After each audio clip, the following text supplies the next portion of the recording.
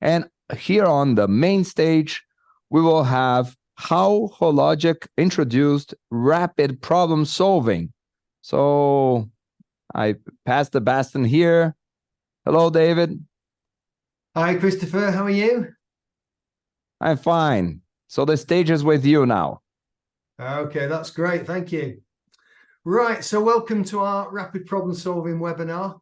We're pleased that you're able to join us this evening. My name's Dave Brunt. I run the day-to-day activities at Lean Enterprise Academy, and I'm joined by senior Lean coaches Atelier, David Marriott and Peter Watkins, and also we have John Blacklock, who's the Continuous Improvement Senior Manager from Hologic's Manchester site, and on video, and also Luke Hickman, who also works in continuous improvement at the Manchester site. Please ask questions as we go. The guys will respond in real time, and hopefully we'll have a couple of minutes for Q&A at the end as well. Okay, so for those that are new to LEA, Dan Jones founded the Lean Enterprise Academy in 2002.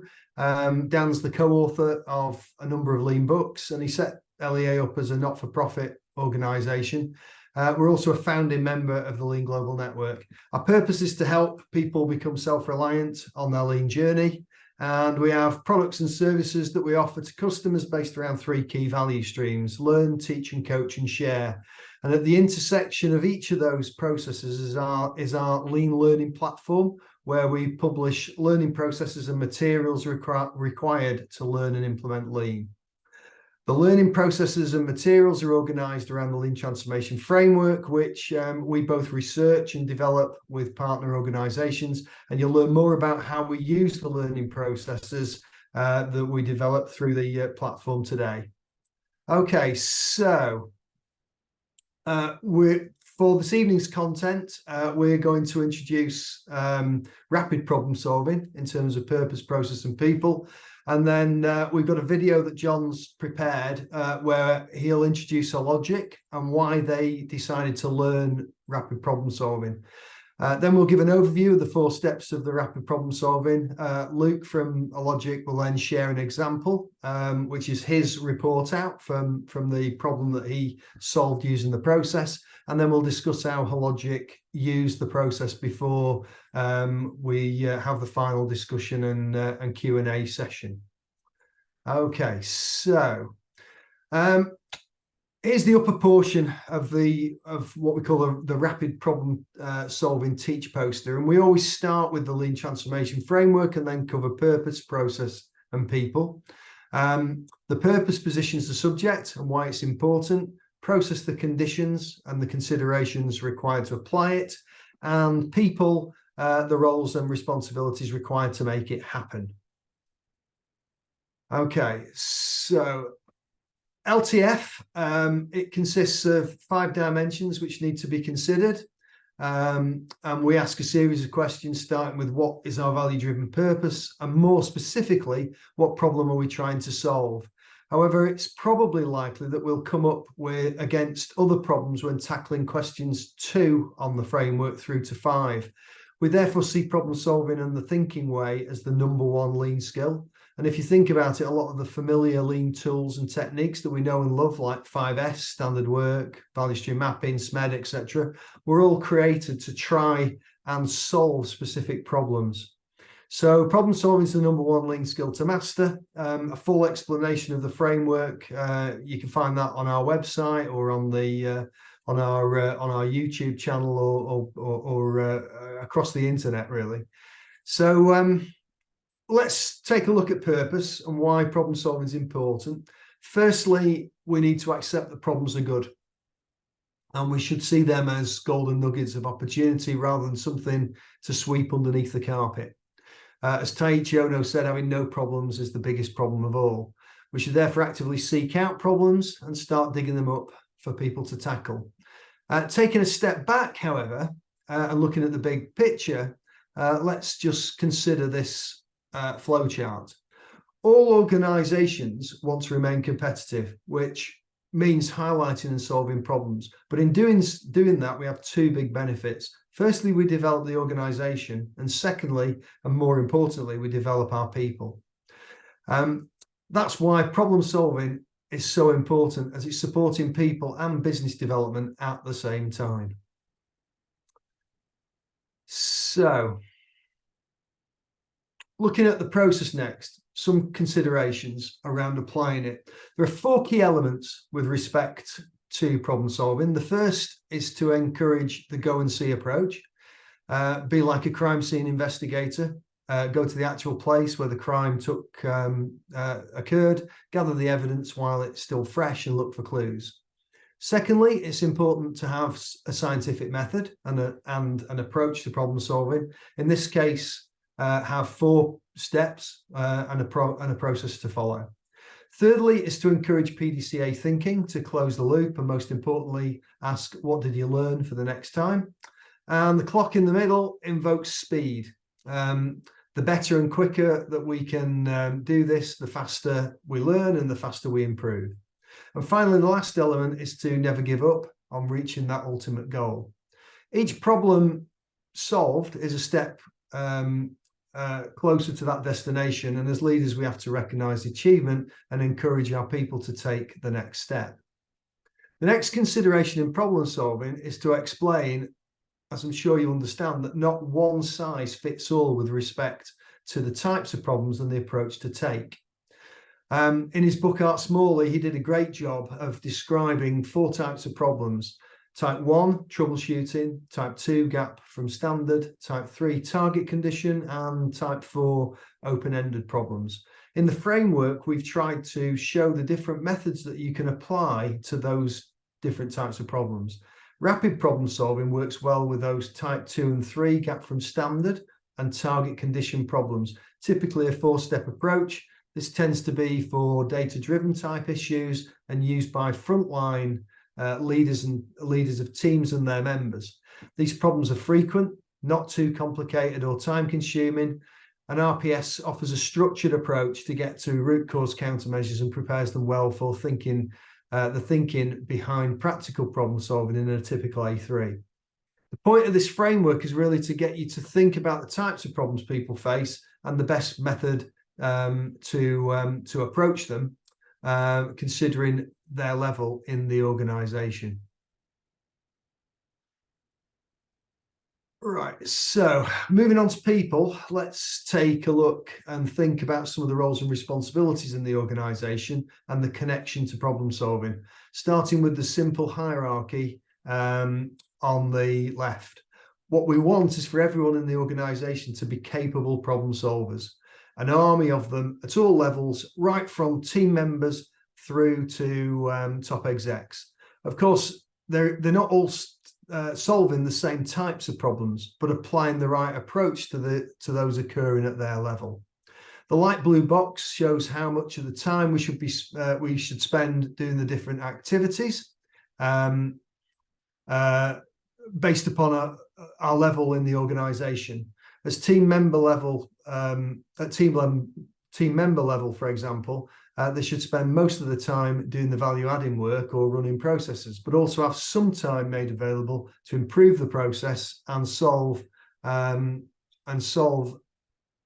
of the solve some problems. The question to ask is, where do you see each level in your business spending their time? Are leaders too busy firefighting, running the business with no time for improvement? And why is that?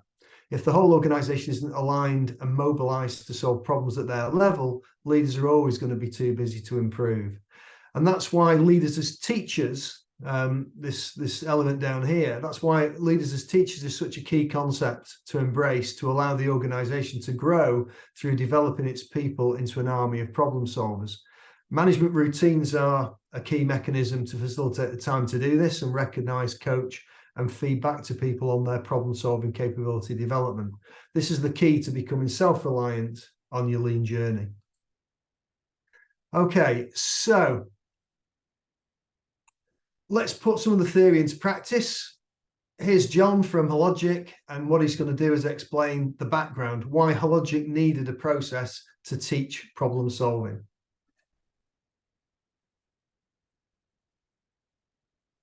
My name's John Blacklock. I work for a company called Hologic. I'm based in Manchester, UK. I'm the Continuous Improvement Senior Manager. So what I want to talk to you about today is something called rapid problem solving. I'm going to do a bit, and my colleague Luke as well.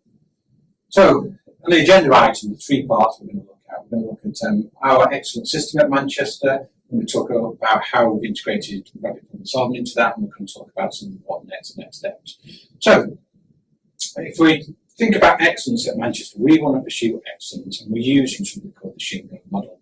Now, this is born out of the Toyota system type thinking as well. And in that, there's a couple of really important words where rapid problem solving fits in. A couple of those is respect an individual, which is about individuals' input, and also it's about scientific thinking and also seeking perfection, and also focusing on the process. So we've built it with the Shingo model in mind, and actually what we've done at Manchester in our pursuit of excellence is built something we call the Mancunian way. We manufacture stuff in Manchester, and we're really proud of working in Manchester. We've built a Mancunian way off the back of that Shingo model. It has similar sort of themes as well. So what we have done with rapid problem solving is that we found that we were solving problems incorrectly, or some of those problems were reoccurring. So we've decided to use a process called rapid problem solving. The LEA supports us on this. And in that, what we do with things like deal with data, etc., etc. But there is a standard model. Now, how does that rapid problem solving fit in with the big, I guess, picture of problem solving? Well, it's actually not a reactionary. It's got quite a bit of mythology into it. It's not as complex as some Six Sigma stuff, but it fits with us for really well at the moment. What we've done is train 18 of our supervisors in rapid problem solving, and it's a 4-step model. And we've got a bit of a report out in a bit where we've got one of the report outs we'll show you in the video. But interestingly, what we did is it was like 18 people, I think it was like an 8-week program that we went through, and we used and worked the LEA to step through step by step the 4-box model to become great at rapid problem solving. So this is a picture of our report out, and we did this fairly recently. There's some really great results. We made great strides in improving safety, certain performance issue, line downtime reduction, stock discrepancies, and there was a big one on scrap. So just merely the scrap that we saved was something like 34,000. It paid for itself just by that one event itself. So what I'm going to do now is going to pass you on and show you a video of one of those outputs, and you'll see that mythology of stepping through the full box model.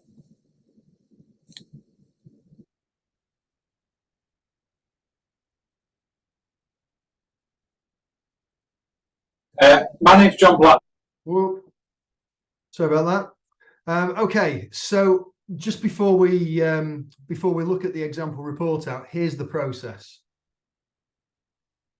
The rapid problem solving method's got 4 steps: concern, contain, cause, countermeasure, and confirm. It's based on PDCA as indicated by the different colours: red for plan, blue for do, and so on.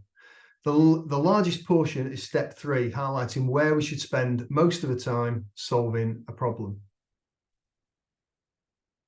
Step 1 is called concern, and concern is the problem to solve. But how do we decide whether we have a problem?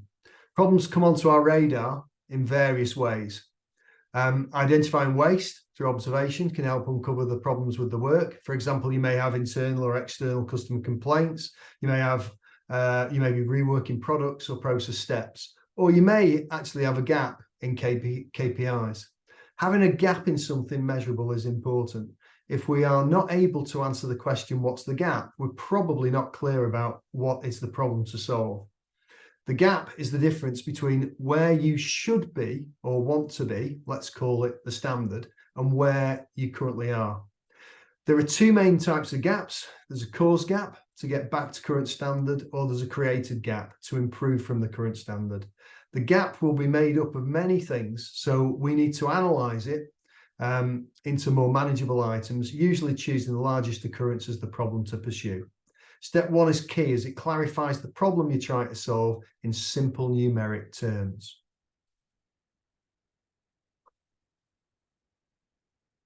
Okay, so step 2 is contain, where we ask if we can stop the problem now. So containers like a band-aid, a plaster.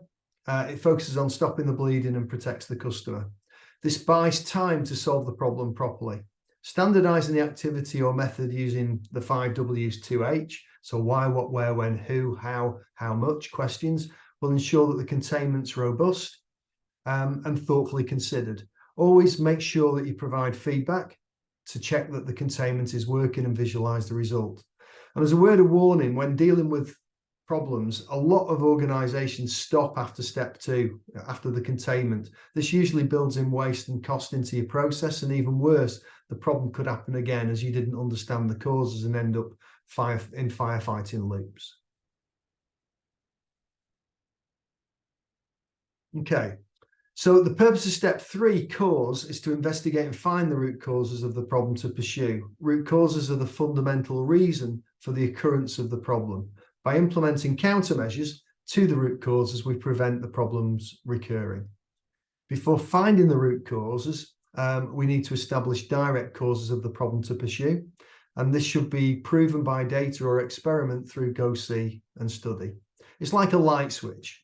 Turn the cause off and the effect stops. Every effect has a cause. And this is what you must prove through data or experiment. The direct causes should be clearly summarized and proven with data, as these are what you need to prevent from reoccurring and are needed for a good 5 whys analysis.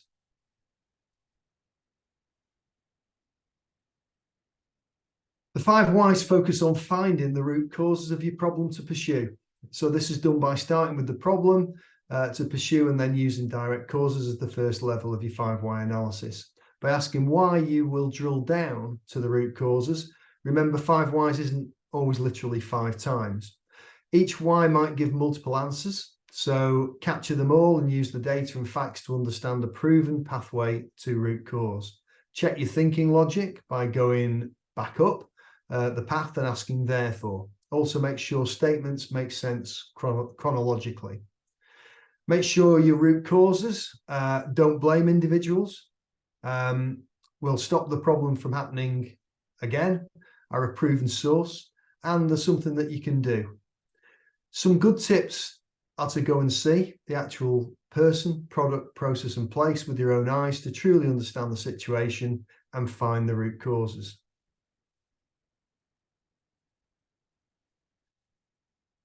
Step 4 is countermeasure and confirm, and focuses on what you will do to close the gap. The starting point for developing countermeasures is the root causes in step 3. Developing specific actions to address the specific causes rather than the large vague gap that you had in step 1. Think of at least 3 alternative countermeasure ideas and evaluate them based upon relevant criteria. For example, cost, lead time, risk, etc. And then prioritize based on the evaluation and impact, how much it helps to close the gap by. Implement quickly through PDCA to ensure that you see through to conclusion by the team and the impact has been evaluated. To confirm the results of the countermeasures, ask, did we close the gap? We should ask, what is the result? Did we close the gap to the standard required? Can we remove the containment activity so we don't build waste into the work? And can we share the learning of the RPS activities to develop the organisation? Of course, this is a very brief overview, but our Skill Level 2 course gives you much more detailed understanding and thinking behind each step. And it also includes a case study learning exercise to practice using the RPS quadrant chart. Okay, so now Luke's going to go and take you through his report out. And this is the real report out that he carried out a couple of weeks ago. Okay, so I did my rapid problem solving on the template positive line, like Jack. The reason being there was a lot of data. So Jack focused on rejects, I looked at downtime. So when I looked at my current downtime for the month of June, it was 715 minutes of downtime. Now we didn't have a clear target of what acceptable was, so we got together with the teams. We looked at 15 minutes a day would be good. So timesing that out by the month, we said our standard would be 300 minutes over the month is what's acceptable. And you can see there, we have a performance loss gap of 315 minutes. So I broke that problem down into a Pareto. Out of the 715 minutes, 198 of them was coming from label change. So that was the problem to pursue. So label change causing 198 minutes of performance loss, and it's equated to 63% of the gap. So looking at the containment, there was nothing that we could do straight away to contain the issue and stop that reduce that performance loss straight away. So we used this step to look into the data a little bit deeper. So we looked at the average trend, and over the last 3 months we could see an increasing trend on label change performance, sorry. And another little bit of data we looked at, we compared the template positive line with the template negative line. So it was interesting to see that the positive line was trending upwards from 3 minutes, just under 4, increasing to over 4 minutes, whereas the template negative line here in blue was reducing down, and they was averaging about 2 minutes per changeover. So them lines are both exactly the same. So it was interesting seeing how could one be performing at 4 minutes, the other one was performing at 2 minutes. So taking that into the direct cause, we looked at the fishbone, we looked at a couple of different options. Now, we was looking for evidence to prove what the direct cause was. So what was that light switch that, when that was present, that we seen the issue? When we removed that, the issue was gone. So we looked at the temperature of labels, was able to disprove that. So with the two-teller system, we could see that there was no temperature deviation through the labs. We also looked at lab ergonomics. So we did a spaghetti diagram down in the negative lab. We also did a spaghetti diagram in the positive lab. And there wasn't massive amounts of movement. So that was an initial thought that are the positive team moving further to make that label change, and is that causing it? No, we disproved that. We also said potentially could it be the printhead settings? And again, we disproved that. We looked at the settings on the negative line, we looked at the settings on the positive line, and said it wasn't that. We then looked at training, and this is where we was able to find a little bit of evidence that could be causing this issue. So George has been working on training guides for each of the different lines, each of the different areas. And we found that there was a training guide in place for the template negative line. There wasn't a training guide in place for the template positive line. So I was able to directly prove that training was difference between the two. And that was a direct cause that one department was doing it to a standard and they was trained. The other department were kind of varying in how they was doing it because they wasn't trained the same way. And that links me into my other little bit. I use that as evidence to say that no standard was a potential root cause. The operator, we did some video analysis and I also went into the lab.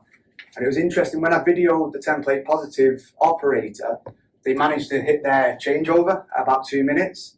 But then when I went and watched multiple operators, it was interesting to see the variance. So it was obvious that in positive they can hit this time, but they're not consistently hitting that time on an average, which again linked into my direct cause about the standard of training, or training to a standard, sorry. So from here, I looked at my root cause. So my direct cause was training, and the why for that was that operators were not trained to a standard. The why, again, is that no training guide was in place for the template positive labs. And then looking at the no standard, operators are not performing a changeover to a standard. Why? Because changeovers are not tracked or trended. Why are they not tracked or trended? Because there's no standard time for expected changeovers. So the two aspects of that is that one was, it was doing it different operator to operator, but there also wasn't a standard to say what is a good changeover time, so what is that standard?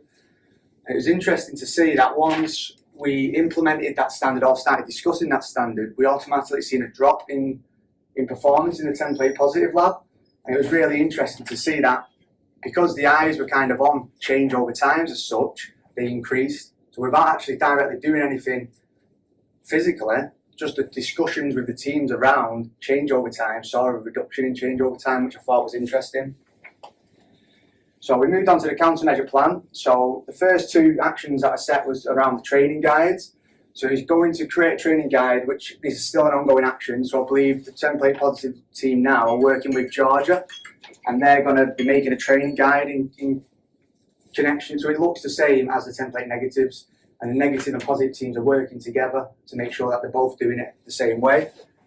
There's a little bit that's a more of a long ongoing issue, which is like around training the trainer. So I know we did have a new starter in the positive line around this time. So was that a potential factor? We didn't have any proof to say it was that was a direct cause. But with training, if we have the training guides and we're delivering the training in a standard way, that's going to have an impact on it. And then with no standard time for expected changeovers, we needed to create a standard. So I met with the teams and we said that we're going to go for a standard changeover time of 2 minutes. Both template positive and template negative will work to that standard, and that will allow us to see if we're winning or losing, where at the minute we don't really have anything of what good looks like. So they're the 3 actions that I've implemented, and you can see there the impact that this has had. So we're still working to our target of 300. We're now at 495. Now, if you used to look at that and compare it straight away, we're still above target. But what we have done, we've reduced it. So when you break this down further into the Pareto, label change was accounting for 198 minutes, which was 63% of the gap. Label change now is at 60 minutes. So even though we've not completely closed the gap on overall downtime on the positive line, what we have done is we've focused on the single problem and we've closed the gap for that single area. So this.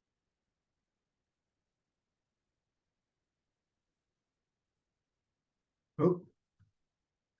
Okay, so what's the next stage of the Hologic journey? Wait a minute. Okay, so I did my rapid problem solving.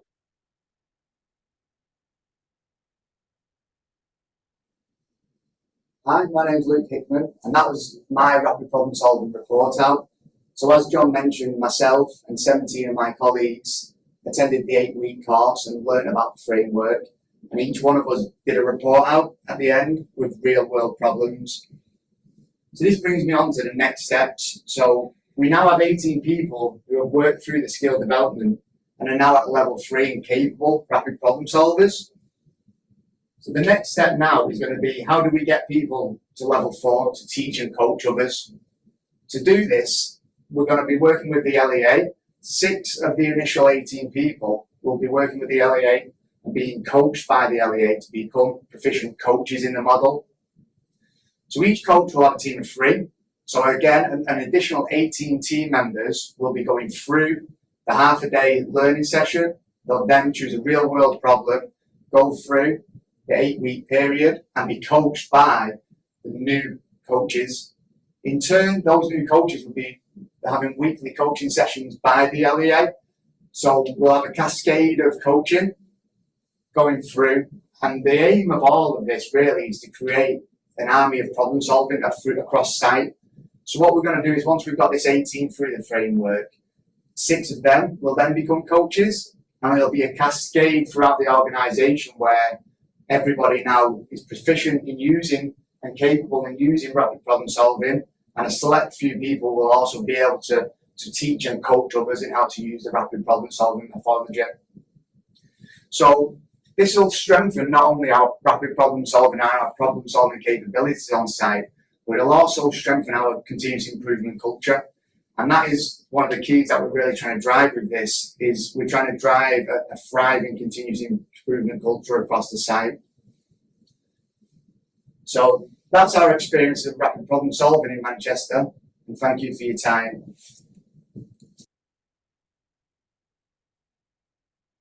Okay, so this is the typical learning journey for RPS, as Luke's just mentioned. As you can see, we go through 3 phases of development.